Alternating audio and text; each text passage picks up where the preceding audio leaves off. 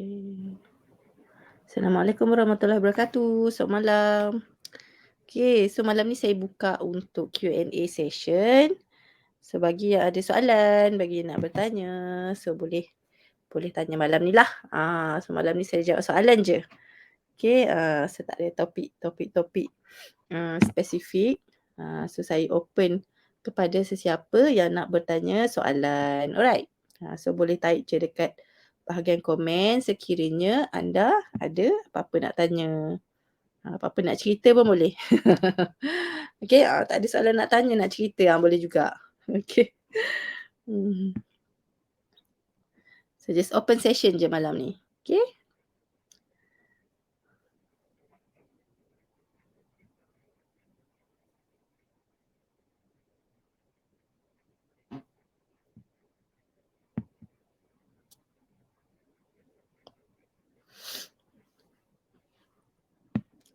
Okey, ada yang nak bertanya? Tak tanya nanti saya cerita. Tak tanya soalan nanti saya cerita pula. Waalaikumsalam Puan Ara.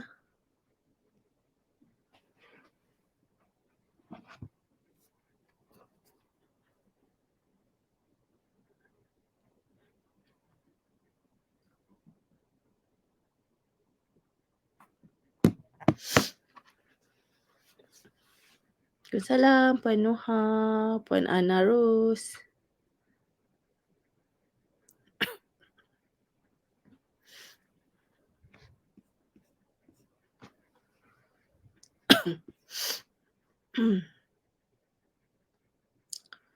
Okey, soalan Puan Umi. Kalau anak tak ajuk cakap macam mana umur 2 tahun? Okey, so kalau usia 2 tahun, sebenarnya kalau, kemahiran meniru mengajuk kita cakap, yang kita sebut, dia sebut balik tu adalah kemahiran, meniru, kemahiran untuk meniru. So kemahiran meniru ni sebenarnya ada banyak stage, okey. Kemahiran meniru ada banyak stage dan biasanya kemahiran meniru ni anak biasa dapat pada usia selalunya sebelum setahun. Selalunya sebelum setahun. Jadi kalau let's say anak tak ajuk apa yang kita cakap, okey, sebab cakap ni dia satu level yang lebih tinggi. Kena tengok balik ada tak anak ajuk ataupun tiru kita punya pergerakan, ada tak? Maksudnya ada tak, ataupun kalau apa yang tak, sepatutnya 2 tahun tu memang dia dah boleh ikutlah kita cakap apa, dia boleh sepatutnya boleh ajuk balik, sepatutnya. Okey, cuma kalau kita nak tahu kenapa dia tak boleh nak ajuk tu, kena tengoklah sama ada mungkin anak mengalami masalah untuk koordinasi ke, mungkin anak ada masalah motor planning ke, ataupun dia ada masalah kefahaman ke, kurang faham ataupun, sebab ada anak yang kurang kefahaman pun, kurang fokus pun boleh menyebabkan dia tak dapat kemahiran meniru tu. Sebab meniru tu satu kemahiran. Jadi kalau ada kemungkinan anak yang tak fokus ke apa, kadang-kadang pun akan efek juga kemahiran tu, tak terbentuk. So, kena tengok balik kemahiran meniru yang anak ada ni, ada tak dia tiru pergerakan, contohnya kan. So kalau pergerakan kita, contoh kita tepuk tangan, kita bye-bye, dia ada tiru tak? So kalau let's say pergerakan kita dia ada tiru, cuma yang sebutan je tak ada. Kan. So kalau sebutan tak ada, yang ini kena cuba buat, okey, suruh dia tiru dulu pergerakan mulut, cuba macam contoh kalau pergerakan mulut boleh tak tiru? Kalau let's say kita buat macam nak gosok gigi, buat mulut macam ni, buat mulut macam ni, tak ada bunyi tapi buat bentuk mulut, kita moncongkan mulut ke flying kiss ke, boleh tak dia tiru pergerakan mulut? Kalau tak ada suara lah. And then baru kita tengok, okey, boleh tak dia tiru bunyi-bunyi yang mudah macam contoh buka mulut buat macam tu kan, nak gosok gigi contohnya. Boleh tak? Sebelum kita nak tengok kepada tiru apa tu dia punya percakapan kita lah. Tapi kena tengoklah juga ada tak faktor-faktor lain macam saya kata tadi tu. Adakah anak tak tiru tadi disebabkan oleh faktor tumpuan. Contoh anak kurang fokus ataupun dia tak memberi tumpuan pun kalau kita bercakap dengan dia ke, ataupun kalau kita berinteraksi dengan dia, dia tak ada pun menumpukan pada kita. Macam seolah-olah dia tak ada interaksi balik pun dengan kita. So kalau yang macam tu kemungkinan dia tak tiru tadi tu disebabkan oleh faktor tumpuan tadi. Jadi kena tengok faktor-faktor yang terlibat, ada banyak faktor, mungkin ada banyak faktor dan kena tengok kalau kata let's say, tumpuan semua okey, eye contact okey, cuma dia memang tak ada sebut langsung. Kalau kita suruh buat apa-apa pun dia boleh buat, contoh kefahaman dia bagus, contohnya okey. Kita suruh bagi arahan, contoh kalau 2 tahun tu 2 step arahan dah boleh buat tau. Contoh, pergi dapur ambil cawan, ataupun, pergi dapur, apa tu, pergi dapur bagi benda dekat siapa-siapa ke contohnya, pergi sana bagi barang dekat, kakak ke, contoh 2 step. Okey, maksudnya arahan kita pagi tu 2 langkah pun dah boleh buat, itu level 2 tahun. Jadi kalau let's say kebanyakan kemahiran asas ni semua dah dapat, tinggal kemahiran meniru je, itu mungkin kena check further lah. Kena check further pada dia punya, kita panggil sebagai motor planning, iaitu, apa tu, iaitu adakah, tak boleh nak tiru tadi melibatkan saraf ataupun tidak, macam tu. Okey, tapi mungkin boleh tengok balik saya punya, live yang lepas saya tak ingatlah bila hari apa saya ada buat live berkenaan, kalau anak tak pandai nak tiru ataupun tak pandai nak ajuk, kita cakap apa step-step nak kena buat. Ada live-live sebelum ni, mungkin kena scroll balik saya punya live kat bawah-bawah sikit. Tapi tak jauhlah. Okay, dia tengok balik.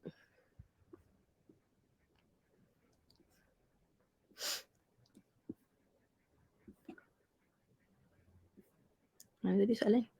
Okey. Anak pandai ABC, A for apple, B for ball, tapi dia tak pandai bercakap. Okey, so maksudnya kalau dia boleh sebut A for apple, B for ball, kan maksudnya dia boleh bercakap. Dia boleh cakap, dia boleh sebut. Bukan masalah, maksudnya dekat mulut ni tak ada masalah lah, dia boleh sebut. So sekarang ni kenapa dia tak cakap dengan kita, itu adalah kemahiran komunikasi dua hala. Bercakap dan komunikasi dua hala adalah dua kemahiran yang berbeza. Okey, dia seolah-olah macam ni lah. Bercakap tu kita contohlah kita boleh pergi universiti, kita boleh hafal all the theories. Kan kita ada teori ni, kita hafal lah semua teori tu. Tapi bab masuk praktikal tak pandai pakai. Dia macam tu.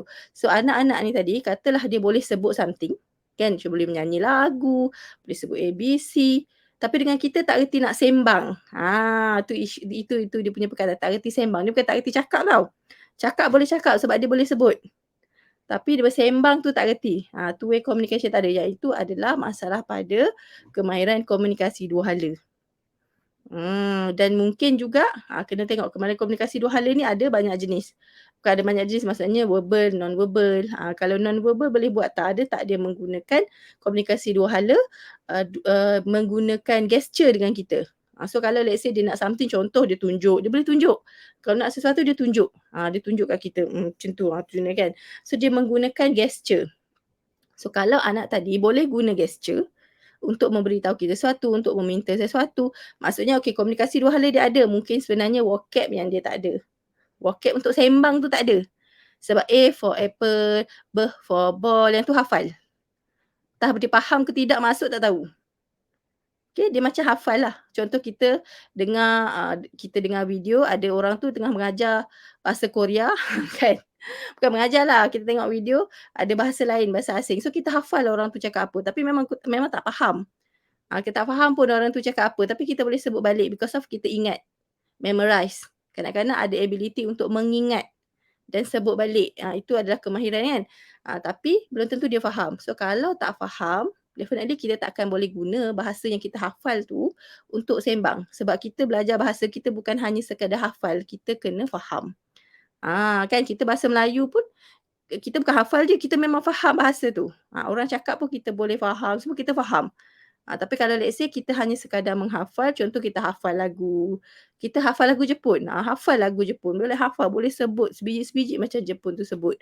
Tapi itu tidak membolehkan kita untuk cakap Jepun sebab kita pun tak faham lagu tu apa. So untuk bersembang dia perlukan kefahaman. Jadi kena check sama ada, kan kalau anak kata boleh tiru, boleh sebut something yang dia dengar tu, yang pertama kena check kefahaman dia, vocab. Kan vocab yang untuk bersembang tu ada ke tak ada, dia faham ke tak. Nak sembang ni contohlah nak minta mama nak tu. Okay, mama dia tahu tak nak tu, dia tahu tak nak tu maksud apa. Nama-nama objek yang dia perlu sebut tu dia tahu tak, dia kenal tak. So maksud saya dia vocab tu ada ke tak, vocab untuk sembang. Okey, vocab bukan untuk sembang yang betul-betul dia faham, bukan hanya dia sekadar hafal dan ingat tapi dia tak faham maksud. Okey. Dan yang kedua kena check sama ada adakah anak ni tadi memang ada masalah berkomunikasi dua hala. So kalau kata anak ada masalah komunikasi dua hala, kita akan tengok anak tu macam tak pandai nak berinteraksi lah. Dia tak pandai, dia tak reti, nak minta pun tak reti. Nak minta something, nak pakai gesture pun tak reti, nak tunjuk pun tak reti. Macam tu. Yang tu mungkin isu dia pada komunikasi dua hala tadi masih lagi lemah dekat situ. So jadi kena check sama ada masalah pada vocab ataupun komunikasi dua hala dan dia punya apa tu, dia punya rawatan adalah bergantung kepada mana satulah yang ada masalah. Alright? Ah.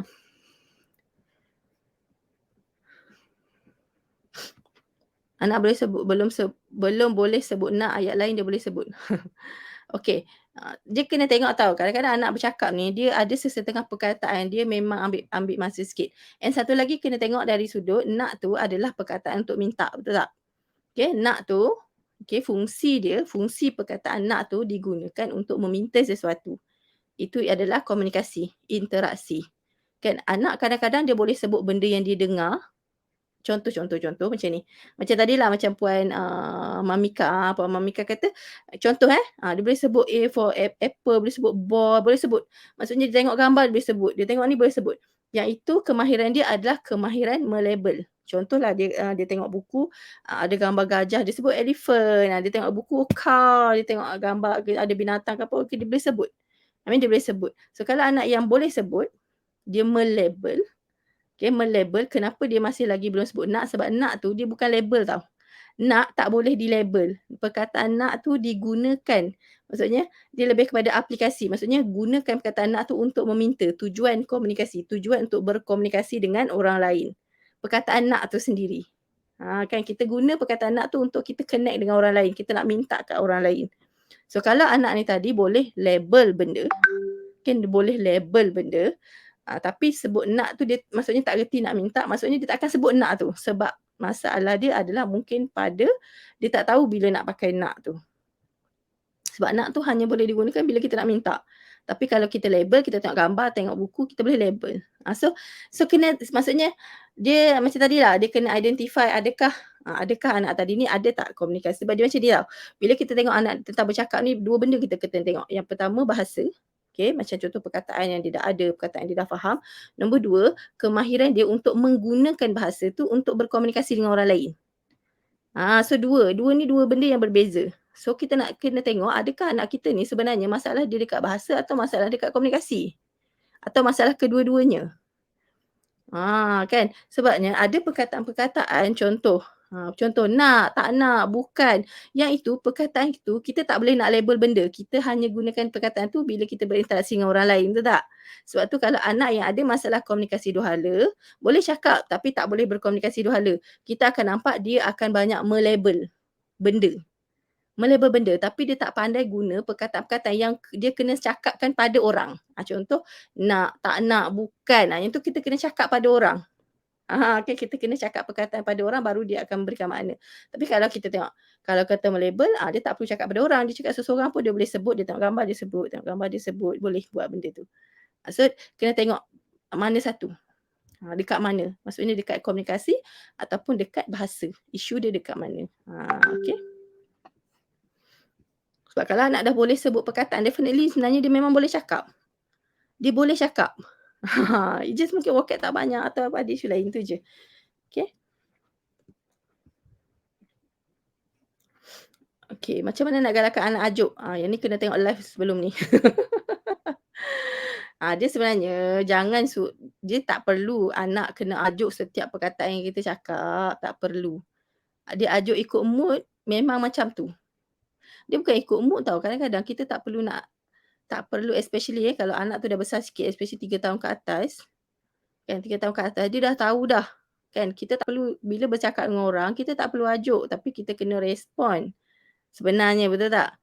Dia mengajuk ni ataupun tiru cakap ni sebenarnya banyak berlaku pada usia kanak-kanak umur setahun ke atas sampai 2 tahun. 2 tahun tu pun akan ada tapi dia dah start berkurang. Ini normal punya development. 2 tahun lebih tu dia akan start berkurang sebab kecuali kalau kita memang suruh dia ajuk, baru dia, "Okey, cakap ni," contohnya kan. Memang ada interaction lah masa tu, okey, ada interaction. Tapi ada anak yang memang maksudnya dia tiru, kadang-kadang tiru, kadang-kadang tak rasa perlu dia tiru, tiru. Tapi bermakna skill tu mungkin ada. Skill tu ada, skill meniru tu ada, tapi kena tengok situasi. Dia bukan anak ni, kalau anak yang tak delay pun dia tak tiru semua yang kita cakap tau.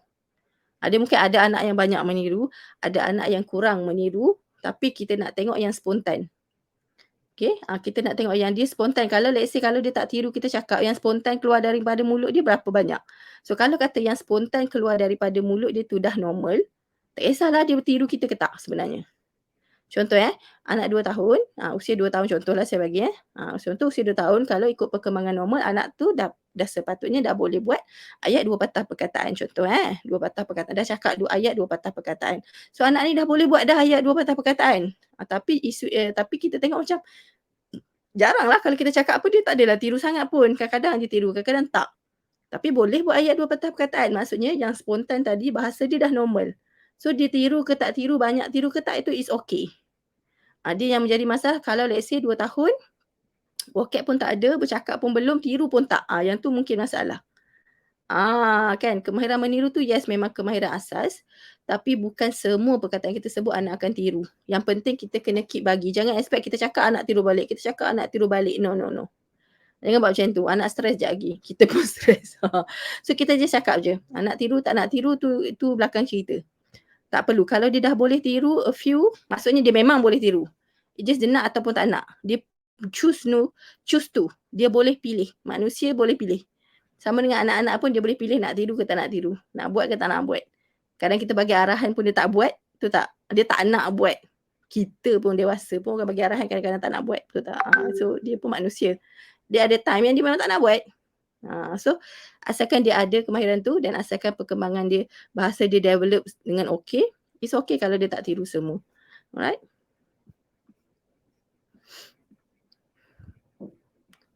Anak yang ada masalah sensori sesuai tak masuk prasekolah. Kena bergantung kepada adakah masalah sensori tersebut memberikan impak yang terlalu besar pada anak. Okey, masalah sensori ni pun dia ada ke tahap keterukan, dia ada yang teruk, dia ada yang any problem sebenarnya dia ada yang teruk, ada yang tak teruk, ada yang biasa, ada yang tak mengganggu pun. Okey, masalah sensori ni macam ni.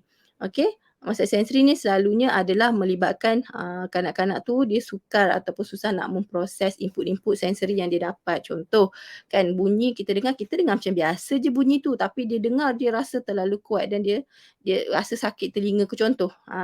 Dia maksudnya pemprosesan dia memproses maklumat tu, otak dia memproses bunyi tu terlalu kuat contoh dia. Ataupun contohlah, okey dia ada masalah sensori, dia geli dengan benda melekit contoh. Geli dengan benda melekit. Kalau kata geli dengan gam, contoh nak pegang gam geli, pasir pun geli contoh. Itu mungkin ada kita panggil sebagai mungkin ada ciri-ciri masalah pada sensori tadi tu. Kalau nak detail sensori kat mana semua tu kena check dengan occupational therapist lah itu kena consult dengan occupational therapist untuk check detail on anak punya sensori lah. Tapi kalau kata masalah sensori tadi tidak mengganggu anak tu untuk belajar, tak apa. Boleh je. Kita pun ada masalah sensori. Saya pun ada masalah sensori. Contoh Contoh saya, contohlah, kita orang dewasa pun ada setengah tak boleh dengar bunyi kuat. Okay, ada setengah kita orang dewasa, saya pernah buat bengkel tau. Saya pernah buat bengkel seminar face to face lah sebelum COVID Ada seorang ni, kita masa sebelum start tu kita pasang lagu lah. Masa orang tengah masuk, sementara nak start tu kita pasang lagu. Kita pasang lagu lah. And then ada seorang peserta ni dia duduk kat luar. Dia tak masuk. Dan kita tanya kenapa tak masuk kan? Dia kata dia tak boleh dengar lagu-lagu kuat ni, dia tak boleh dengar. Dia rasa benda tu terlalu tidak menyenangkan untuk dia, so dia tunggu kat luar. Sampai lagu habis baru dia masuk. Maksudnya dia pemprosesan sensori dia tak sama dengan kita. Dia just tak boleh nak tolerate dengan benda tu. Tapi benda tu tidak mengganggu dia sampai dia tak boleh nak belajar, sampai dia tak boleh nak fokus. Okey je dia boleh fokus, dia boleh pergi kelas, dia boleh belajar. It just ada time yang dia tak suka satu-satu benda. Contoh macam geli nak masuk toilet yang basah contoh. Geli kaki kan. Tapi belajar okey je. So kena tengok how bad, berapa teruk, berapa severe masalah sensori tu dan impact dia pada anak tu adakah terlalu besar. Okay, sebab anak yang ada masalah sensori dia ada kadang-kadang tu akan membuatkan fokus anak terganggu. Tak boleh, maksudnya tak boleh nak respon, kita panggil pun tak respon. Kalau yang ni mungkin agak susah lah kalau nak masuk ke sekolah. Sebab respon pun tak ada, nak duduk pun tak boleh, terlalu aktif ke contoh. Kan, so kena tengok dekat situ lah. Yang tu mungkin kena consult dengan occupational therapist lah untuk lebih detail. Right? Okay. Bagi tips anak lambat bercakap. Tips apa tu? Kan? General sangat tu. Nak lambat bercakap ni ada macam-macam sebab tau. Okay, lambat bercakap ada macam-macam sebab. Sebab macam-macam faktor. So tips tu saya rasa setiap kali live saya bagi tips. Tapi kena ambil mana satu yang sesuai dengan anak masing-masing. Sebab setiap ciri-ciri anak yang lambat bercakap tu tak sama tau. Tak sama. Faktor penyebab. Mungkin ada anak ni lambat bercakap sebab kurang vocab. Anak ni lambat bercakap sebab sebab dia punya fokus ada masalah. Anak ni lambat bercakap sebab dia memang ada masalah pada saraf contoh. Anak ni lambat bercakap sebab dia memang ada masalah contoh ada kekurangan sikit pada IQ contoh. Ada masalah pada kognitif. Berbeza tu rawatan dia. Benda yang kita nak ajar dia tu berbeza mengikut tahap anak tu punya tahap-tahap anak dan faktor penyebab kenapa dia delay tadilah. Okay, so lambat bercakap ni dia bukan satu anak lambat bercakap semua sama. Tak. Memang tak sama. So kita kena tengok kesesuaian mana satu yang kita nak tackle. Right? Masalah dia tu. So rawatan dia kan. So kalau tips senang anak lambat bercakap, banyakkan cakap dengan dia je lah. Tu kan. Tu general dia lah. General dia kena bagi lebih banyak, tambah vocab dia. Tu general. Tapi consider kalau kata let's say anak tu tadi lambat bercakap sebab ada masalah pada tumpuan contohnya. Tak boleh tumpu langsung. Kita cakap dengan dia pun dia macam tak tahulah dia terima ke tak. Tak tahulah dia dapat ke tak kita cakap dengan dia ni. So definitely dia tak boleh nak dapat bahasa dan lambatlah bercakap dia. Jadi apa yang kita nak kena betulkan dulu adalah kena betulkan tumpuan dia dulu. Barulah dia boleh dapat input ataupun apa yang kita cakapkan dia tu dengan lebih baik. So bergantung. Macam itulah maksud saya. Okay, and then banyak. Tu contoh satu je saya bagi. Sebenarnya ada sangat banyak skill yang kita kena tengok pada anak-anak ni. Kena check satu-satu. Kalau anda pergi terapi pun sebab tu ada penilaian. Penilaian tu sebenarnya kita kena check kemahiran paling asas, paling basic sampai yang dia ada sekarang lah sampai level mana. To identify mana kemahiran yang dia masih lagi kurang menyebabkan dia belum cakap lagi. Menyebabkan jadi bercakap ni jadi satu masalah untuk dia. Menyebabkan dia tak boleh nak dapat vocab, menyebabkan dia tak boleh nak sebut. So which area? Manakah area perkembangan dia daripada baby dulu? Daripada baby tau. Maksudnya kemahiran daripada baby tu mungkin ada yang tertinggal semasa dia membesar. Itu kisah dia. Banyak. Kemahiran tu sangat banyak. Sangat banyak. So nak kena tengok satu-satu. Yang tu nanti siapa yang join seminar nak cakap saya akan ajar detail apa benda kemahiran tu. Kalau detail maksud saya akan sebut which area, anak area kat sini kalau kata ada masalah kat sini apa ciri-ciri dia. Kalau ada masalah area sini apa ciri-ciri dia. Masalah area sini apa ciri-ciri dia. Satu-satu banyaklah. So kita kena check satu persatu baru kita tahu anak kita ni sebenarnya dekat mana masalah dia dan baru kita tahu apa benda nak buat. Yang tu nanti yang itu bagi yang join seminar anak-anak cakap nanti anda akan belajar detail lah. Tapi dalam live macam ni saya nak explain tak sempat. Sebab benda tu dia perlukan masa yang panjang untuk saya explain. Berjam-jam lah untuk anda faham.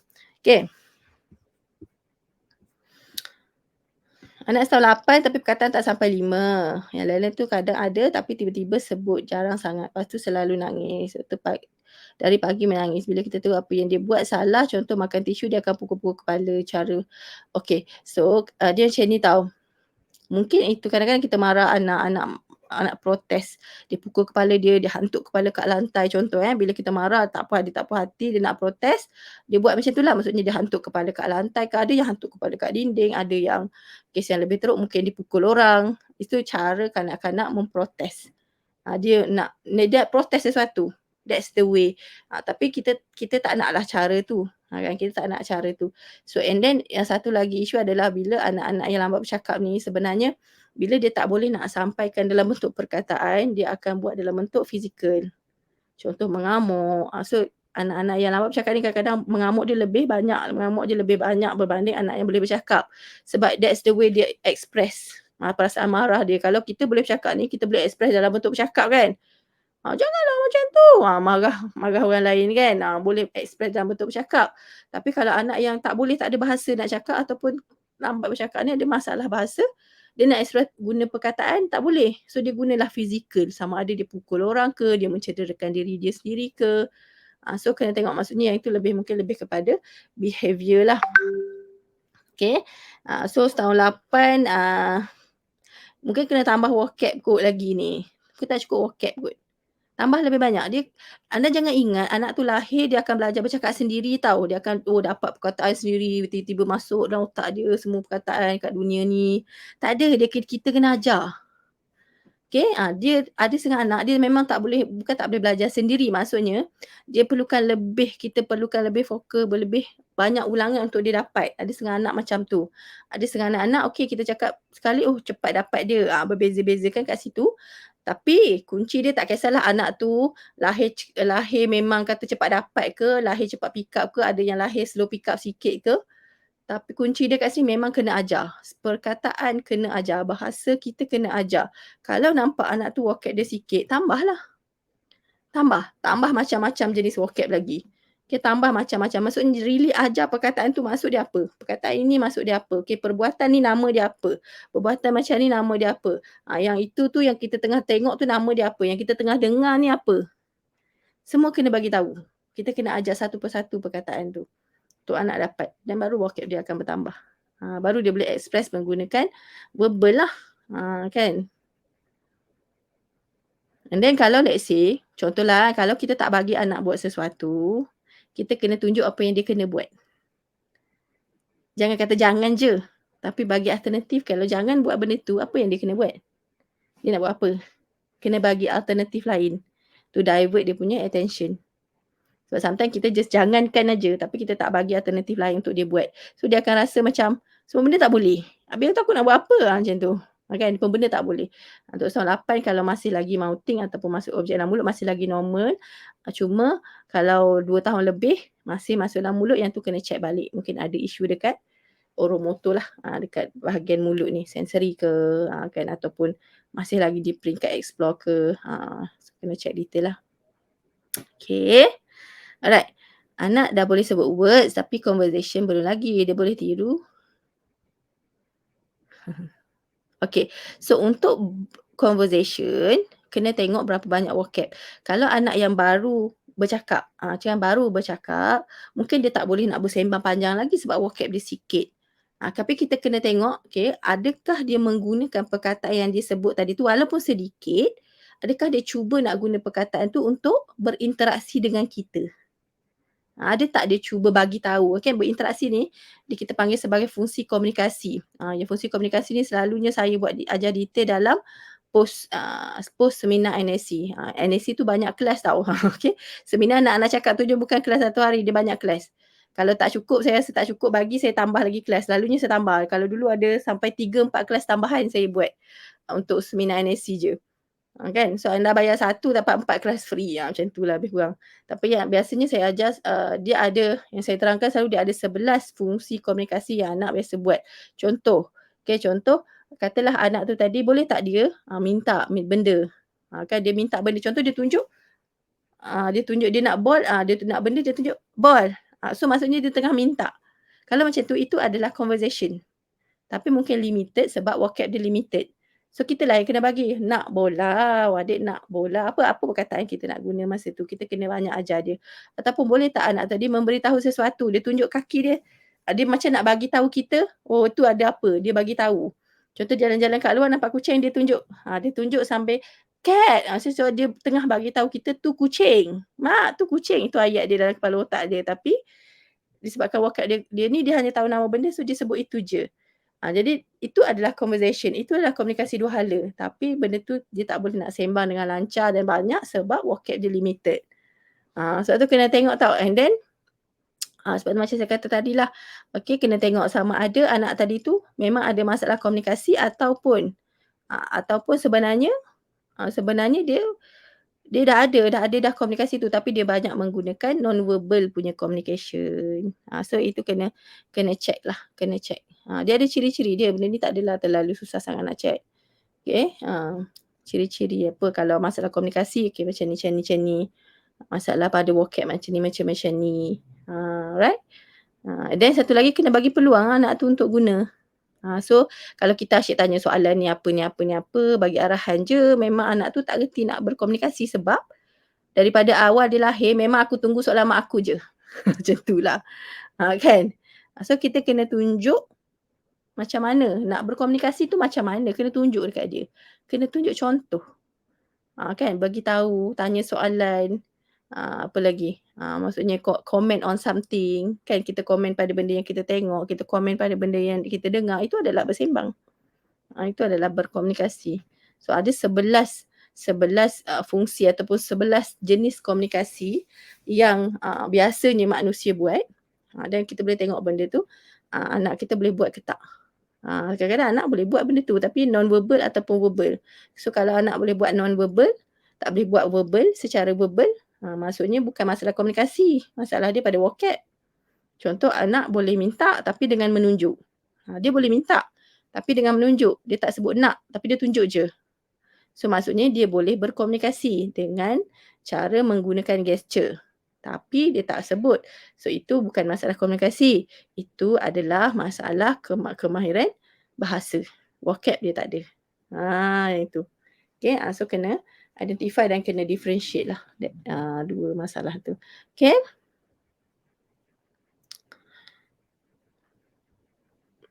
Lepas tengok live banyak okey, tahniah Puan Natalisa. Dah banyak improvement perkataan baru. Teruskan usaha. Okey. Okey, anak kalau nak something dia akan tunjuk dan bercakap. Dia faham dan dengar kalau kita panggil. Itu dikira speech delay atau autism. Susah sangat soalan tu. Dua choice je, speech delay atau autism je. Dalam dunia ni dia bukan ada dua je, speech delay dan autism, bukan. Dia ada banyak, kalau jari ni ada tak tahu puluh lagi saya akan tunjuk, okey ada banyak sebab. Dia macam tu kan. Dia bukan speech delay, autism, bukan dua je, bukan. Dia macam tak ada kaitan pun dua tu. Bukan tak ada kaitan, it is not just not. Tak boleh pun kita nak membezakan antara speech delay dan autism. Kita tak boleh nak membezakan sebab dia bukan something yang untuk dibezakan. Okay. Okay, kalau 2 tahun 3 bulan, 2 tahun 3 bulan minimum anak tu dah boleh buat ayat 2 patah perkataan minimum. Tapi biasanya 2 ke 3 patah. Ayat 2 ke 3 patah. Contoh, katalah anak boleh sebut, okay, mama nak nasi, tu 3 patah. Mama nak nasi, ayat. Ataupun dia sebut, mama nak, itu 2. Ataupun dia kata, jom mandi, itu 2. Okay, jom kita mandi, itu 3. Kan? Ataupun, cat tu lari. Cat tu besar contohnya. Cat tu buat apa, itu 3. Kan? Biasanya dalam range 2 ke 3. Untuk usia 2 tahun 3 bulan itu normal punya development. Okay. So, kalau anak tadi ni kurang daripada tu. Let's say masih lagi belum boleh buat ayat 2 patah perkataan. Yang tu, yes memang ada lambat bercakap. Tapi faktor dia lambat bercakap yang tu yang nak kena check faktor lain lah. Contoh ada autism ke, ada masalah GDD ke, ada masalah slow learner ke. Sebab lambat bercakap tu adalah ciri-ciri selalunya ciri-ciri dia represent something. Okay, ciri-ciri kepada masalah sesuatu. Okay. Lambat bercakap, ciri-ciri kepada masalah autism. Lambat bercakap, ciri-ciri kepada masalah anak yang ada masalah ADHD contohnya. Lambat bercakap merupakan salah satu ciri-ciri anak yang Down syndrome. Okay, lambat bercakap adalah salah satu ciri kanak-kanak yang ada masalah pendengaran. The condition tu. So, speech delay ni lambat bercakap adalah ciri-ciri, autism tu adalah condition. Dia bukan something yang berbeza sebenarnya, it just dia bukan something yang berbeza, dia sebenarnya ciri kepada itu. Right? So, kena check lah kat situ. Kena check. Kalau tak boleh buat ayat lagi, yang tu mungkin delay dari segi bahasa lah. Delay. Speech delay, yes memang ada speech delay. Tapi sebab kenapa the condition yang tu kena check further. Okay, anak tahun 5, kadang dia ikut kita cakap, kadang tak. Okay, tak apa, tak ada masalah. Kalau dia follow kita cakap tu biasanya tak berbutir. Okay je. Ibu ayah tu kadang-kadang dia panggil, okay. Semua okay. Memanglah macam tu. Takkanlah terus-terus tiru, terus hebat. Kan kita pun kecil-kecil dulu belajar. Kita tak betul lah kan, patut kita record tau masa kecil ni dia cakap macam mana kan. Baru kita tahu kita dulu kecil-kecil pun pelat. Setahun 5, kalau dah ada tiru, kita cakap dia boleh tiru. It just tak berbutir. Kadang-kadang adalah bunyi tu tapi macam tak jelas sangat. Normal je. Sebab ini adalah koordinasi motor halus tau, ni motor halus tau ni. Ini ni, lidah kita ni semua motor halus. Kan nak menulis pun ambil masa berapa lama nak menggunakan motor halus ni. Motor halus ni pun samalah. Kan mestilah perlukan latihan untuk dia koordinasikan dengan baik. So awal-awal tu nak buat bunyi, dia bukannya terus reti nak letak lidah kat mana, bibir gerak macam mana. Kan kalau kita sebut satu perkataan pun, koordinasi tu banyak tau. Bola, beh, ol, beh, bibir tutup. Angin kat dalam tu saya tak payah cerita lah. Okay, ada angin yang kena letupkan bunyi tu. Oh, kena daripada beh kena tukar kepada moncong. Lepas tu dah moncong kena tukar. Lidah pula kena angkat. Lepas tu kena pula. Tukar lagi bentuk mulut. Kan banyak pertukaran bentuk mulut dan banyak pergerakan organ pertuturan pada satu masa. So just imagine dia baru nak start. Kan, buat bunyi pun, bunyi leh tu pun tak tahu lagi nak buat macam mana, lidah kat mana tak tahu macam mana nak buat. Tengah praktis. So it's okay, tak apa. Kadang ikut kadang tak pun tak apa. Ada anak yang dia ikut sebab dia reti ikut. Kalau dia tak reti ikut, dia tak ikut. Bukan semua benda kita sebut dia reti tau. Contohnya kita sebut something dia tak ikut balik. Tak apa, it's okay. Jangan jadikan anak tu parrot tu je. Semua benda kita cakap dia nak kena ikut. Jangan, dia manusia. Okay. So it's okay. Yang penting kita keep bagi vocab. Keep bagi. Dia ikut tak ikut tu belakang kira. Bagi je. Itu je. Kunci dia bagi je. Okay. Alright.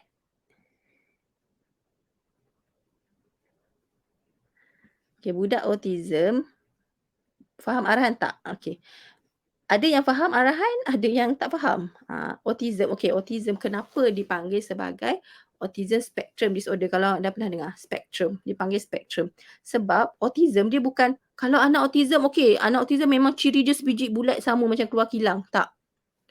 Okay, anak autism sebenarnya dia pelbagai. Sebab tu dipanggil sebagai spectrum. Ada anak autism yang kita panggil dia spectrum ni maksudnya ada yang very low, ada yang very high.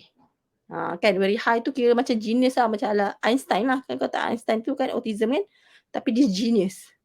Tu pun itu maksudnya high.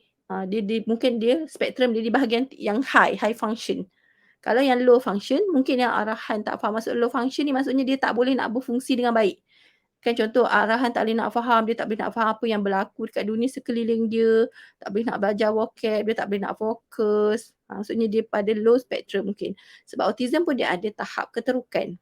Ada yang teruk, ada yang mild, ada yang high function. High function tu maksudnya anak tu jadi mungkin dia ada masalah pada sosial, tak pandai bersosial tapi otak dia sangat bijak.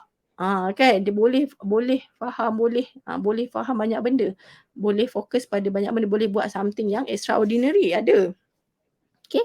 Jadi anak autism faham ke tak arahan tu bergantung kepada tahap keterukan autism tu. Ada yang sangat hebat, ada yang memang tapi autism tu kena tengok banyak ciri, dia bukan hanya satu ciri. Dia adalah gabungan ciri. Okay, autism adalah gabungan ciri-ciri. Kalau ada satu je ciri, yang lain tak ada, tu tak adalah orang nak diagnose autism. Tapi kena pergi jumpa pakar kanak-kanak ataupun psychiatrist lah untuk confirm. Okay, sebab mereka adalah orang-orang yang diagnose autism. Saya tak boleh diagnose. Saya orang yang merawat je. Okay, saya tak boleh diagnose autism, saya orang yang merawat pada bahagian bahasa. Okay.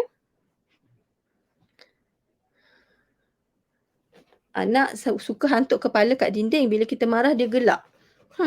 So kena tengok tau. Adakah dia hantuk kepala tu suka-suka atau dia macam ni tau. Adakah dia hantuk kepala tu untuk menarik perhatian kita? Satu. Okay, maksudnya dia hantuk tu sebab saja nak tarik perhatian. Saja nak tarik perhatian untuk kita cakap dengan dia, untuk kita tegur, untuk kita cakap something. Dia maksudnya dia seeking for attention. Dia buat something, dia tahu okay mak akan bagi attention kalau aku buat benda ni. Usually kalau kita selalunya bagi attention pada anak bila dia buat benda yang negatif, betul tak? Bila dia buat benda negatif, kita akan short-short tu, jangan macam tu. Apa tu? Bantu balik kat dinding. Kita akan cakap dengan dia. Kita akan give the attention. Walaupun attention tu negative attention. Kita marah contoh dia. Okay? Tapi it's attention. Tu anak-anak benda tu adalah attention. So kalau let's say dia hantuk kepala tu disebabkan oleh dia memang saja dia nak attention kita. So yang itu adalah mungkin lebih kepada masalah attention tadi lah. So kalau yang macam ni mungkin jangan respon kalau dia hantuk kepala sebab dia tahu benda tu sakit. Dia buat tu sekadar untuk dapatkan perhatian, tapi kalau terlebih dia akan tahu benda tu sakit. So kalau dia tahu benda tu sakit dan dia akan stop, ada sampai satu level, it's okay untuk ignore, tapi tukar kepada still dia akan nak attention, tukar kepada bagi attention kepada benda positif yang dia buat. Kena tukar yang itu. Jangan hanya bagi tumpuan kita, jangan tegur dia, cakap dia, tanya dia buat benda negatif je. Benda yang positif dia buat, yang itu yang kita kena give all the attention. Contohlah benda simple, dia ambil baju dia letak kat bakul. Kita kena mention, "Wah, dia letak baju kat bakul, baguslah. Yeay!" Tepuk tangan ke tak kisah, suka hatilah. "Yeay, letak baju kat bakul, pandai, baguslah." Kan? Ataupun dia buat apa, dia makan sampai habis contohnya, it's a good thing. Kan dia makan sampai habis. Hari tu dia makan sampai habis. "Wah, adik makan habislah, baguslah." Tegur benda-benda yang positif. So, dia akan keep doing benda yang positif sebab dia dapat attention bila dia buat benda yang positif. Tapi kalau kita selalu bagi attention kita selalu tegur benda yang negatif, dia akan buat benda negatif tu because dia tak boleh nak bezakan lagi is negative attention ataupun positive attention. Tukar kat situ. And satu lagi condition, kalau kata lihat dia hantuk kepala bukan disebabkan nak dapat attention. Maksudnya dia memang hantuk. Dia memang duduk saja dia hantuk. Bukan sebab nak dapatkan attention kita. Tak, dia tak ada. Kalau anak dapatkan attention ni, dia akan hantuk sambil dia tengok. Macam apa mak nak buat ni? Contoh. Kan, kalau anak yang memang dia hantuk je. Just hantuk. Because macam kita nampak dia suka. Dia buat benda tu sebab dia suka. Bukan sebab nak attention. Bukan sebab dia perlukan kita nak tegur dia ke tak. Kalau yang macam ni mungkin kena check on dia punya sensory. Kan, dia hantuk tu mungkin dia rasa something yang dia suka. Dia dapat rasa sesuatu yang dia suka. So dia akan hantuk. So sama ada sensory ataupun behavior lah. Okay. Cuma tak tiru sebutan. Faham macam buang sampah. Okay. Anak 2 tahun lebih meniru semua boleh. Banyak words tapi sebut ayat adik where are you. Tapi untuk sebut nak belum pandai lagi. Boleh sebut adik where are you. Okay. So yang ini pun kena tengok. Macam mungkin perkataan adik where are you tu adalah dikira selalunya kan kalau kata let's say anak tu banyak perkataan lain dia di label satu perkataan. So adik where are you tu dia tak boleh dikira sebagai 3 perkataan. Mungkin kanak-kanak tu dia ambil perkataan tu sebagai satu. Maksudnya time adik tak nampak adik, okay, words yang kita kena pakai adalah adik where are you. Macam tu. Adik where are you. Iaitu satu perkataan. Kecuali kalau kita nampak anak tu tadi, dia ada adik where are you, mama where are you, mama what are you doing, contohnya lah. Ayat lain pun ada juga. Sebab kalau kata anak tu boleh buat ayat, dia memang akan buat banyak jenis ayat. Kalau kata anak tu, okay, semua bercakap hanya satu patah je sekarang ni banyak, tapi ada satu je ayat yang dia boleh buat. Dan ayat tu je yang dia pakai. So kalau macam tu sebenarnya dia ambil ayat tu sebagai satu perkataan. Dia ambil as a whole. Dia tak tahu pun benda tu adalah terdiri dari 3 perkataan. Dia tak tahu. Dia tahu, okay, adik where are you adalah perkataan yang digunakan untuk cari adik. Contoh dia. Okay. So kalau let's say belum boleh sebut nak lagi, tak apa, ajar je lah. Ajar je. Kalau anak tak reti, kita ajar je. Maksudnya setiap kali dia nak something, kita kena prompt dia. Kita kena, nak? Dia nak ke? Ni anik nak ya ni? Nak. Cuba tunggu sikit. Nak. Mana satu nak? Ni nak. Tunggu sikit. Kita panggil sebagai waiting sikit. Dia kena buat waiting sikit ataupun kalau let's say kan cuba create something, contohnya kan katalah anak ni suka satu makanan dia suka kan, dia selalu minta kat kita, time mungkin dia minta kita terus bagi, contoh tanpa dia perlu sebut apa-apa dia terus dapat. Mungkin kita boleh mungkin boleh buat sikit, kita bagi dia peluang untuk cuba nak guna perkataan tu untuk dapatkan sesuatu. Contohnya kita letak benda tu kat tempat tinggi dan dia kena minta kat kita tunjuk. Dia tunjuk nak something dan kita kata nak ke? Nak. Dia nak ke? Kita tanya, nak ke tu? Nak biskut tu? Dia tak boleh ambil sendiri kan? Nak? Nak? Dia nak Tanya macam tu. Maksudnya tanya, kalau dia sebut nak, nak, terus bagi. So dia tahu dia kena cakap perkataan tu untuk dapat something. Maksudnya cuba buat waiting dan cuba bagi opportunity, peluang untuk dia cuba nak guna that words. Tapi mungkin kena try banyak kali lah. Right? Waiting lah. Saya tak tahu macam mana saya nak ajar that skill waiting tu. Saya kena demo tau waiting tu sebenarnya. Sebab most of the time kebanyakan yang saya jumpa anak-anak yang mungkin kadang-kadang dia tak banyak keluar, bila buat waiting skill tadi tu, waiting teknik, bukan waiting skill, waiting teknik, anak tu akan start bercakap. Maka dia akan keluar perkataan. Kan? Kadang-kadang kita ni kurang waiting dan kurang bagi opportunity. Kan most of the time lah. Sebab saya tahu teknik tu kena dia belajar. Saya pun ambil masa yang lama untuk belajar this teknik sebenarnya. Kalau masa dulu masa keluar universiti saya pun tak reti nak buat teknik waiting ni, tak faham apa benda. Tapi along the way, along the way saya pergi belajarlah, pergi belajar, tengok balik orang buat macam mana. Mostly yang overseas lah, kelas kat Malaysia tak ada. So terpaksa attend yang overseas punya. Dan mahal lah kelasnya kan, bukannya murah. So baru saya faham the waiting teknik ni. Tapi saya kena demo. Kalau ajar kadang-kadang santai, orang tak nampak sangat. Tapi saya kena tunggu, cuba tunggu. Tunggu sambil menunggu tu kita jangan jadikan benda tu awkward. Kita jadikan something yang macam kita tengah macam nak jawapan. Yang ni ke? Nak ni. Nak tu ke? Biskut nak Nak biskut? Nak. Yang tu, betul ke nak? Maksudnya dia tak bukan awkward moment tapi kita macam nak confirmkan padahal kita tahu dia nak benda tu. It's just the way of interaction tu. Just change kat situ. Itu waiting teknik nama dia.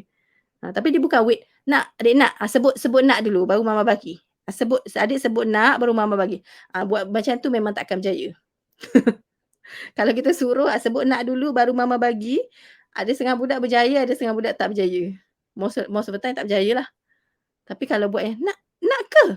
Kita memang dengan memek muka yang memang kita betul ke nak ke? Yang dengan memek muka yang kita really nak tahu. Sebab anak kalau dia faham, kalau dia ada eye contact, dia akan faham kita punya facial expression yang kita menanti jawapan dia. Dia akan faham dan dia akan cuba untuk sebut something. Cuba buat. Kalau anak boleh sebut perkataan lain, dia boleh push dia untuk buat benda tu. Okay. Anak 1 3 bulan boleh cakap nak, bye-bye. Kadang-kadang sebut atur jatuh bila barang jatuh. Okay, good. Nak banyak tunjuk, dia nak apa, dah ambil tangan kita untuk tunjuk. Okay. Normal. Kalau setahun 3 bulan dah ada few words tu dah normal dah. Okay, dan menunjuk pada usia ni dah bagus lah tu. Okay dah. Anak 2 tahun 2 bulan masih bahasa alien. Tapi bila bagi. Okay, kalau anak yang berbahasa alien ni, kan anak yang berbahasa alien ni sebenarnya dia bukannya tak nak berkomunikasi. It's just vocab dia tak ada. Most kebanyakan anak yang berbahasa alien tapi dia boleh je macam arahan kita bagi dia faham, dia nak minta something boleh pula dia tunjuk ke, dia boleh buat kita faham dengan gesture, dia boleh buat kita faham dengan body language. Kalau yang macam ni tapi dia bahasa alien, kalau macam ni vocab dia kurang. Isu dia pada vocab. So kena belajar macam mana nak tambah vocab. Tu je. Settle. Selalunya settle lah. Okay. Tambah vocab bermakna alien, bahasa alien ni ataupun jargon ni adalah bahasa yang tak ada makna. Dia maksudnya anak tu cuba nak bercakap, cuba nak memberitahu something tapi dia tak ada vocab apa dia nak cakap. So dia buat seolah-olah dia bercakap, seolah-olah dia tengok kita buat dia pun nak buat juga. Macam tu. Kan? Dia tengok macam orang kalau dengan orang dia kena keluarkan suara cakap macam tu. Dia pun nak buat juga benda tu tapi apa benda tah dia tak faham words tu apa, dia tak tahu nak guna perkataan apa. So tugas kita untuk bagi perkataan dekat dia. Okay? Kalau macam lepas makan lepas tu dia pergi letak pinggan dalam sinki kira normal. Normal lah. Kalau kita ajar macam tu normal lah. Kalau kita memang ajar. Kalau kita tak pernah ajar mungkin dia tak tahu ataupun dia tak pernah tengok kita buat kan. Tapi kalau let's say kita setiap kali lepas makan, okay jom kita letak pinggan kat sinki. Setiap kali lepas makan, jom kita letak kat sinki dan dia dah tahu okay. Lepas makan kena letak kat sinki. It's a good thing. Bagus maksudnya dia tahu dah rules. Okay lepas makan kena letak kat sinki. So okay maksudnya kalau dia buat benda tu kita dah ajar banyak kali so dia buat okay lah tu. Okay. Baby umur setahun lebih suka meniru bercakap daripada perbuatan. Bila saya suruh cakap bye-bye dia tak lambai tapi dia sebut bye-bye. Okay. So kalau macam ni ambil tangan dia buatkan. Tu je. Untuk tiru perbuatan sebenarnya tak sesusah tiru bunyi. Kalau anak tadi boleh tiru bunyi perkataan kita sebut, bagus. Cuma perbuatan tu kalau let's say kita kata yeay, dia ambil tangan dia buatkan. Ambil tangan dia tunjuk kena buat tepuk juga. Kita nak beritahu buat macam ni. So kalau let's say bye-bye tu kita bye-bye, dia bye-bye contohnya kan. Bye-bye. Ambil tangan dia pegang, buatkan. Bye-bye, buatkan. Tolong buatkan. Tolong tunjuk. Ni kena buat sekali macam ni kan. Tolong tunjuk. So just buat tu je. So kalau anak tak buat, tolong pegang dan buatkan. Nanti cuba lagi. Anak 3 tahun, cik tengok.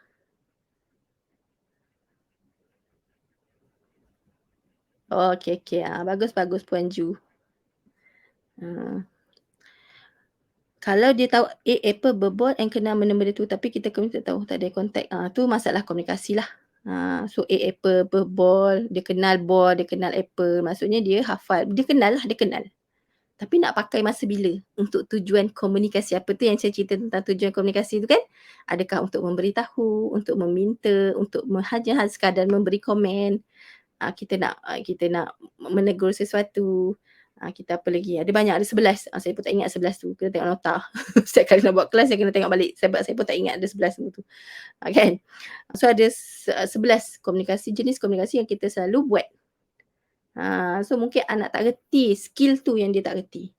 Tapi dia kenal benda. So bila kenal tapi tak reti nak pakai, dia macam kenal tapi tak reti nak guna. Tak reti nak guna untuk apa, perkataan tu nak guna untuk apa. Macam kita belajar teori tapi tak reti nak apply, macam tu lah lebih kurang. Kalau dalam exam boleh jawab tu sebab kita hafal teori. Nyatakan teori ni. Cuba je jawab. Lepas tu bila kita keluar, macam mana nak guna? Macam tu lah lebih kurang. Tak tahu nak apply masa bila. Kan tak reti nak apply. So masalah dia mungkin pada faham, of course dia kenal tu boleh kenal. Tapi nak guna masa bila is another skill. Kan. Okey, anak boleh bercakap sewaktu usia 3 tahun 8 bulan, sekarang dah umur 6 tahun, dia ada sikit wakat dan sekarang apabila bercakap dia akan cakap terbalik. Contoh, nasi makan. Ya, betul, kena baiki. Maksudnya dia kata nasi makan, makan nasi, then tambah satu. Okey, kalau macam ni kan, anak bercakap 2 patah, bila kita betulkan tu jangan cakap, salah bukan, tak perlu cakap, kita je terus bagi je yang betul, terus bagi je. Okey, tak perlu cakap, bukan nasi makan, makan nasi, jangan betulkan macam tu. Okey, tak perlu betulkan macam tu. Cara kita betulkan tu kalau anak kata, okey, apa nasi makan, nak makan nasi, adik nak makan nasi. And then, okey, kita betulkan structure dan tambah perkataan ekstra dekat ayat tu. Sebab kita nak bagi tahu dia, okey, ayat yang betul macam ni tapi ada lagi tambahan untuk kita add lebih. Contoh dia kata, mandi jom, tapi mandi jom tu macam betul lah kan kadang kita pakai kan. Mandi jom mandi, okeylah tu maksud dia sama. Makan nasi ataupun air minum, kan air minum sebab dia structure ni kadang-kadang masih lagi tengah belajar untuk buat structure. So tugas kita untuk bagi struktur yang betul dan tambah vocab extra. Kalau dia kata air minum, adik minum air, abang nak minum air, tak kisahlah tak nama dia, minum air ke ataupun nak minum air sejuk or something, minum air panas, minum air teh, minum air Milo, tambah satu words kat depan ke, kat belakang ke, kat tengah ke, tak kisah. Asalkan dia bertambah, kita tambah another vocab dalam ayat tu. Tu cara dia adalah yang pertama kita betulkan structure, yang kedua adalah kita extend. Extension dia panggil. Okey, anak dia faham panas dan sejuk tapi bila nak gunakan tu tak betul. Contoh dia tengah sejuk dia cakap, "Ibu, Inara panas." Tak apalah dia tengah belajar. Dia mungkin faham, panas dan sejuk tu adalah satu rasa. Satu rasa, dia faham benda tu tapi mungkin dia masih lagi tak betul-betul ingat. Tak betul-betul understand mana satu, tak ingat lagi. Macam besar kecil, mana satu besar, mana satu kecil. Tapi aku tahulah besar kecil, benda tu besar kecil, contoh. Kan, so just betulkan je. Dia sebenarnya kalau anak salah sebut, anak salah guna, kita kena betulkan masa tu juga. Contoh, kalau tengah, kalau memang masa tu tengah sejuk, tapi cakap, "Ibu, nak panas." Panas? Ni sejuk ni, sejuk. Ni sejuk lah. Bagi tahu terus. Bagi tahu dia terus, "Ni sejuk ni, aircon kan lepas mandi kan sejuk." Bagi tahu je terus. Okey, buat macam tu je. Kalau anything lepas tu dia salah pakai ke apa, any words, bagi tahu, betulkan, just betulkan. So it's a process nak belajar bercakap ni. Macam kita pun kan, kita belajar bahasa baru pun sama. Kadang-kadang kita salah pakai, salah buat ayat, salah structure. Saya sampai sekarang bahasa Inggeris tu kadang-kadang struktur tak betul, grammar tak betul sampai sekarang tu. Kan, sampai sekarang tak betul-betul English saya, grammar lah. Daripada sekolah dulu sampai sekarang grammar tu tak betul-betul. Sebab jarang pakai dan itu bukan bahasa yang saya praktis. Jadi kita kena keep bagi tahulah benda tu. Okey. Okey, anak 2 tahun vocab kurang, dia boleh sebut mama. Alright, so kena tambah vocab lah kalau macam tu. Okey, and then kena tengok juga sebab kan kadang-kadang selalunya untuk mendapatkan vocab yang banyak dia kena ada kemahiran asas yang kukuh. Kemahiran asas yang kukuh tu adalah Okey, contoh dia macam eye contact, attention, kemahiran ambil giliran, kemahiran untuk bermain dengan baik. So ada 6 kemahiran asas ataupun kita panggil sebagai kemahiran sebelum anak bercakap. Okey, kemahiran wajib. Kemahiran yang wajib biasanya anak kena ada kemahiran ni baru dia boleh bercakap dan berkomunikasi dengan baik.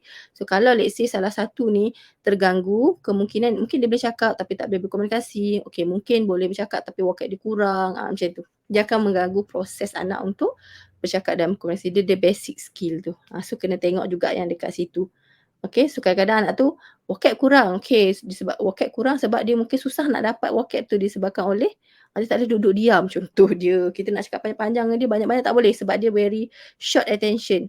Dia main-main sekejap lepas tu dia pergi sana, lepas tu dia pergi sini. Kita cakap ni tak sempat nak cakap. Everywhere. Jadi macam mana dia nak dapat vocab tu dengan banyak? So kita kena improve dulu pada bahagian yang banyak bergerak tadi ni supaya dia lebih fokus dan lebih attend. Kita bercakap kita boleh bagi lebih banyak. So vocab dia akan bertambah lebih banyak. Dia macam tu lah lebih kurang. Okay. Okay, sikit lagi. Saya tak jawab semua ni banyak. Ini pagi esok aku jawab semua ni.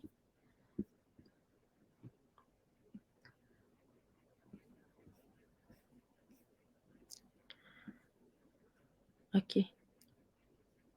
Anak bercakap, okay, ni dah jawab tadi, ni dah. Okay, anak 3 tahun tapi tak ada words, panggil mama papa tak boleh lagi, eye contact dia kurang. Okay, kalau kita panggil takkan tengok. Sekarang okey sikit. So itulah yang saya cerita tadi tu. Yang cerita kemahiran asas tadi nak bercakap tu, eye contact, kan respon bila dipanggil tu adalah part of tumpuan.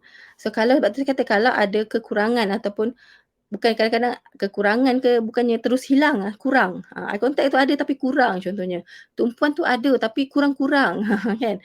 Mengganggu proses untuk anak bercakap dan berkomunikasi. So that's why bila anak yang tak bercakap dan tak berkomunikasi lagi, susah ada kesukaran kat situ, memang kita kena check basic skill tu, kemahiran peraturan tu.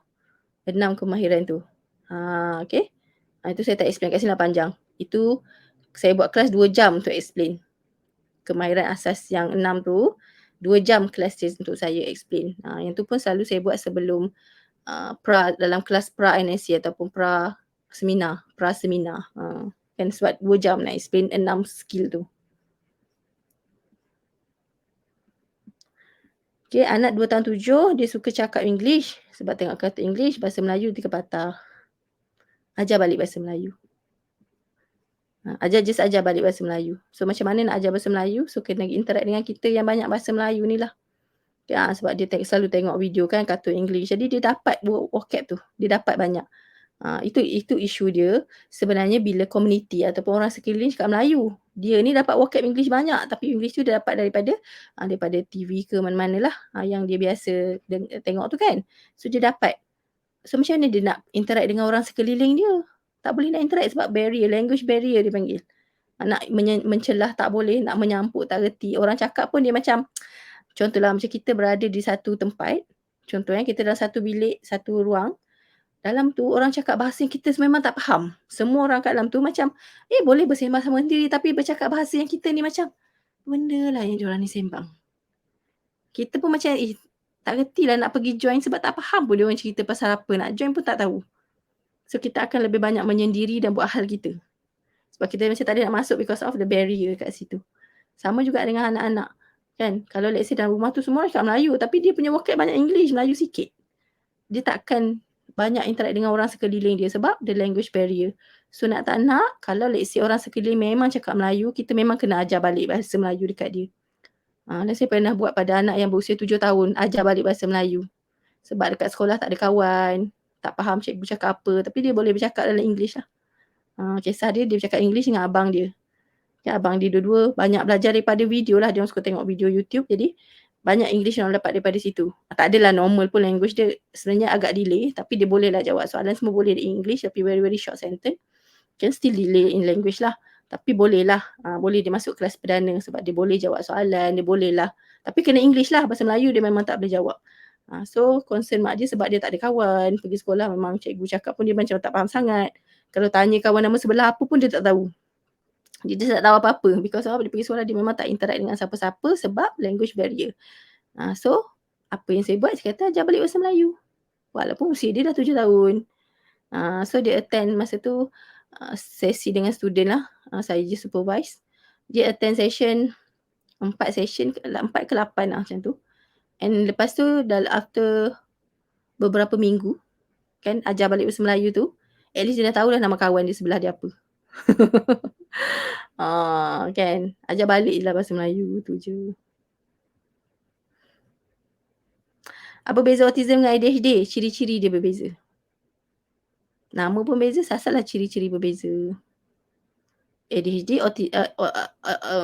attention deficit hyperactive disorder. Okay, attention, masalah pada attention, kekurangan pada tumpuan dan hyperactive. Itu 2 ciri ni. Okay, dia punya ciri ada tu. Kalau autism, dia domain dia berbeza. Ada masalah pada social communication, ada masalah tu. So dia ciri-ciri dia lah berbeza. Ciri-ciri dia berbeza. Mungkin ada yang share, tapi tak semua. Mungkin ada yang ciri yang overlap lah. Contoh macam ada anak autism yang hyper juga. Ada anak ADHD. So kalau ADHD ni dia tak cukup syarat ataupun ciri dia tak cukup untuk jadi autism lah. Tak cukup. Ada ciri-ciri yang ada pada autism tapi dia tak ada yang sepatutnya ada. Kan macam tu. Okay, last.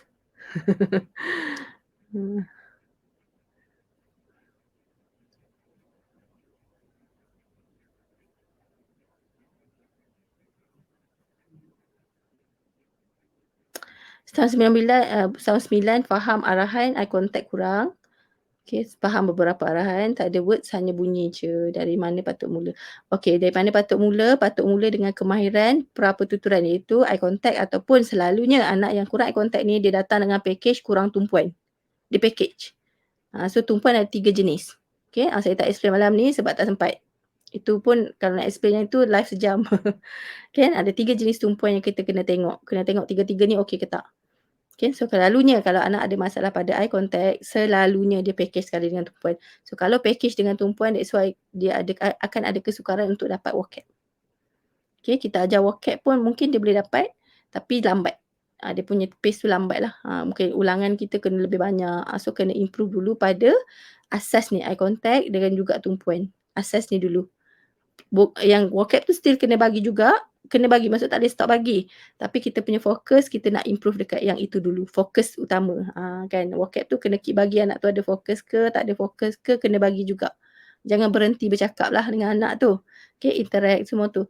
It just nak kena improve dekat lebih banyak kan. Untuk dapatkan lebih banyak eye contact, lebih banyak. Anak tu lebih banyak tumpu kat kita kalau kita bercakap dengan dia. Okay. Jadi kemahiran asas tu dulu yang kena strong, dan barulah kemahiran bahasa, faham dan bercakap tu akan strong. Sebab dasar dia, tapak dia adalah kemahiran asas ni. Tapak tak ada, yang atas bumbung tak boleh buat. Okay, buat rumah, tak pasang tiang bawah ni, letak bumbung dulu. Memang tak akan jadi. Bumbung tu tak ada tempat dia nak stand. So, asas kemahiran sebelum bercakap, kefahaman itu adalah stand kepada kemahiran bercakap. Okay.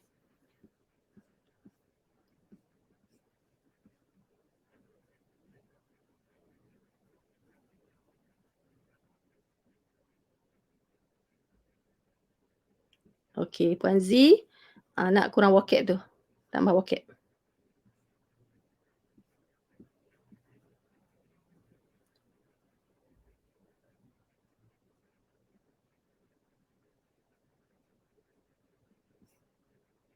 Okay, banyak lagi soalan ni. Tapi tadi dah last kan? Nombor ke-9 saya kata jom dengan mama ayah je pergi tempat normal. 4 tahun tapi masih cakap tak penuh. Dia cakap dia tahun lepas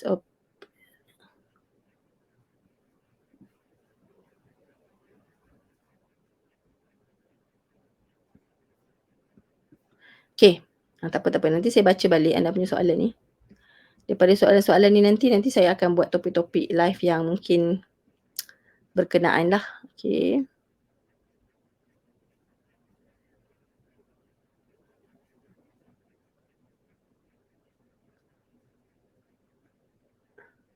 Anak tangtai hari ni 46 hari. Normal ke kalau dia menyusu lepas tu tiba-tiba lepaskan. Lepas tu nak menyusu balik? Sometimes, something, before nak dapatkan putus. Okay. So kalau aku mau punya soalan ni, yang ini, kena tengok yang pertama sekali, okay, kalau dia boleh menyusu, maksudnya dia boleh mengisap dengan baik. Okay, dia boleh mengisap dengan baik, maksudnya tangtai tadi tu tidak mengganggu proses dia untuk mengisap. Sebab selalunya kalau tangtai yang teruk, dia mengganggu proses anak tu, dia tak boleh nak mengisap dengan baik. Jadi susu tu, masa susah dia tak boleh nak isap susu lah, dia tak boleh nak isap susu dengan baik. So kalau nampak dia boleh mengisap dengan baik, maksudnya walaupun ada tangtai tapi tidak mengganggu proses dia mengisap. Okay, and then lepas tu dia menyusu, and then dia lepaskan, and then dia sometimes nak cari putera dia akan mencari, even kita dah bantu untuk dia menyusu. Macam ni something before nak dapatkan putera dia akan mencari-cari. Tapi kalau mencari-cari tu okey, sebab mata dia orang memang tak nampak sangat lagi pada usia ni. Okay, dia masih kabur tau, mata visual dia masih kabur, dia tak nampak sangat lagi. Dia hanya bergantung kepada deria rasa, macam tu lah, rasa dekat bibir kan. Then dia lepas untuk bernafas dan continue.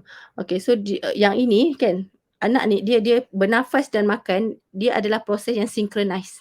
Okay, bernafas dan makan sebenarnya dia adalah proses yang synchronized. So kalau mungkin anak yang kecil yang masih lagi ni, sometimes dia kena tengok mungkin dia synchronization tu dia masih lagi belajar. Maksudnya dia kena, okay, dia kena bernafas dulu, and then baru dia minum, and then dia bernafas balik. Sebab sepatutnya dia boleh synchronize, macam dia sambil mengisap tu, berhenti mengisap, bernafas, dia synchronize tau. Sebab kita bernafas dan makan, dia menggunakan salur yang sama. It just nanti kat bawah je laluan dia berbeza. So bila kita bernafas, laluan makan akan tertutup. Bila kita makan, laluan bernafas akan tertutup. It's a synchronization of muscle dekat kita punya body. Okay, so untuk anak kecil mungkin the synchronization tu masih kurang baik lagi, tapi kalau nampak macam contoh dia tak ada tersedak, minum susu tak ada tersedak, okey je. Okay, and then tak adalah biru ke apa, dia maksudnya okey, mungkin dia tengah belajar untuk synchronize the process.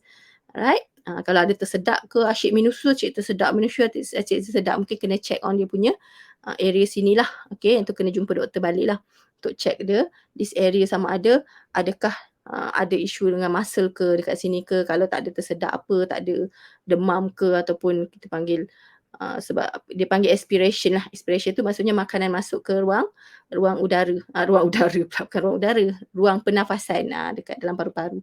Tapi kalau let's say tak ada efek macam demam ke apa masa menyusu, masa dia tu tak okey lah. Okay, and then mungkin juga kalau susu terlalu laju pun sometimes anak berhenti juga. Kalau susu banyak sangat laju kan, laju dia tak sempat nak bernafas sebab benda tu keep coming. So kita macam kita lah, kita makan, kalau kita suap tak berhenti, kita akan macam tak sempat nak bernafas, banyak sangat. Orang sumbat, bayangkan orang sumbat makanan dalam mulut kita, kita tak sempat nak kunyah, kita tak sempat nak telan, tak sempat. So kalau susu banyak sangat pun mungkin anak kena berhenti dulu dan bernafas. Sebab susu tu keep coming. Boleh jadi sebab macam tu juga. So kena tengok a few things lah. Tapi kalau let's say tak ada tersedak, tak ada sampai biru-biru ke, tak ada sampai demam yang pneumonia ke, and then lungs clear ke, lungs dia clear, so tak ada issue lah. Dan kalau mungkin dia perlukan lebih masa untuk dia belajar synchronize. Alright. Okay. Okay, so untuk malam ni tu saja dulu. Sorry, minta maaf kepada yang soalan-soalan yang saya tak jawab. Okay. Dan untuk untuk anda yang saya dah menjawab soalan tu, minta maaf kalau jawapan saya tidak memuaskan hati anda. Mungkin saya tak faham soalan ke, ataupun mungkin ilmu saya masih lagi kurang untuk jawab soalan tu. Alright. Okay, so minta maaf juga kalau sekiranya ada terkasar bahasa. Kadang-kadang saya terus cakap secara direct je.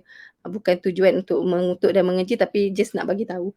Alright, jangan terasa lebih-lebih sangat Okay. Okay, so tak apa, nanti insyaAllah kita buka lagi sesi nak tanya soalan ke apa. Alright, so kepada anda yang nak belajar lebih banyak, okay, berkenaan yang saya cerita tentang 6 kemahiran asas tu, anak okey ke tak kat bahagian itu, kenapa anak masih lagi tak boleh nak sebut, kenapa anak masih kurang vocab dia, kenapa, especially yang kurang, okay, yang fokus lah untuk seminar anak-anak cakap ni, fokus saya untuk anak yang berusia setahun setengah ke atas yang masih belum ada 50 perkataan. Okay, setahun 5 bulan ke atas yang masih belum ada 50 perkataan pun. Kalau 2 tahun belum ada 50 perkataan, definitely delay. Something yang kita kena check dekat situ. Okay, jangan dibiarkan. So kalau anda jumpa terapis tak apa, tapi kalau anda nak belajar, saya jemput anda untuk join seminar anak-anak cakap. Just klik link yang ada diletakkan di bawah tu. Okay, so nanti anda boleh belajar kat situ dan tengok simptom anak dekat mana dan boleh bantu anak tu kat rumah juga. Okay? Alright, so itu saja untuk malam ni. Jumpa lagi next time insyaAllah. Okay? Alright, Assalamualaikum. Selamat malam.